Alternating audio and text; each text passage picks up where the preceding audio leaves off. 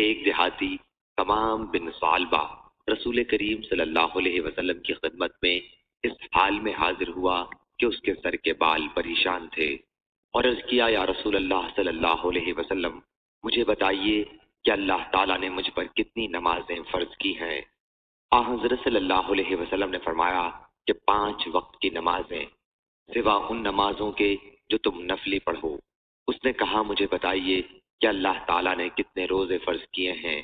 حضرت صلی اللہ علیہ وسلم نے فرمایا کہ رمضان کے مہینے کے روزے سوا ان کے جو تم نفلی رکھو۔ اس نے پوچھا مجھے بتائیے کہ اللہ تعالیٰ نے زکوٰۃ کتنی فرض کی ہے؟ بیان کیا کہ اس پر حضرت صلی اللہ علیہ وسلم نے زکوٰۃ کے مسائل بیان کیے۔ پھر اس دیہاتی نے کہا اس ذات کی قسم جس نے آپ کو یہ عزت بخشی ہے، جو اللہ تعالیٰ نے مجھ پر فرض کیا ہے اس میں نہ میں کسی قسم کی زیادتی کروں گا اور نہ کمی۔ حضرت صلی اللہ علیہ وسلم نے فرمایا کہ اگر اس نے صحیح کہا ہے تو یہ کامیاب ہوا، یا آپ نے فرمایا کہ اگر اس نے صحیح کہا ہے تو جنت میں جائے گا۔ اور بعض لوگوں نے کہا کہ 120 اونٹوں میں 2 حصے 3 برس کی 2 اونٹنیاں جو چوتھے برس میں لگی ہوں زکوٰۃ میں لازم آتی ہیں۔